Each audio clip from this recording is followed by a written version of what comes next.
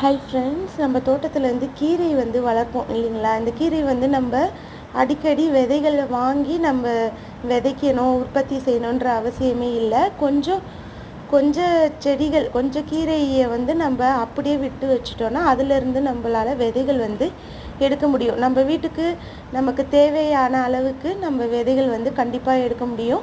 ஒரு கொஞ்சம் செடிகளை மட்டும் அப்படியே விட்டு வச்சிடலாம். அது நல்லா பெருசானதுக்கப்புறம் பார்த்திங்கன்னா அது நல்லா பூ வச்சு அந்த பூ நல்லா முத்தணும். இந்த மாதிரி நல்லா வளர்ந்ததுக்கப்புறம் பார்த்திங்கன்னா அதில் எல்லோ கலரில் மகரந்தம் தெரியும். இந்த மகரந்தம் வந்ததுக்கப்புறம் பார்த்திங்கன்னா இந்த பூ நல்லா முத்த ஆரம்பிக்கும். இதில் விதைகள் நல்லா தெரியுது பாருங்கள். இதுதான் விதைகள். இந்த பூ நல்லா முத்துனதுக்கப்புறம் இந்த விதைகளும் நல்லா முத்த ஆரம்பிக்கும். விதைகள் முத்துனதுக்கப்புறம் இதை நம்ம கட் பண்ணி நல்லா காய வச்சுட்டு நம்ம கையால் அப்படியே நல்லா கசக்கி விடும் பொழுது பார்த்திங்கன்னா இந்த விதைகளை பிரித்து எடுக்கலாம். பிரித்து எடுத்த இந்த விதைகளை சேகரித்து வச்சு மறுபடியும் நம்ம விதைச்சி தொடர்ந்து நம்ம தோட்டத்தில் கீரைகளை உற்பத்தி செய்ய முடியும்.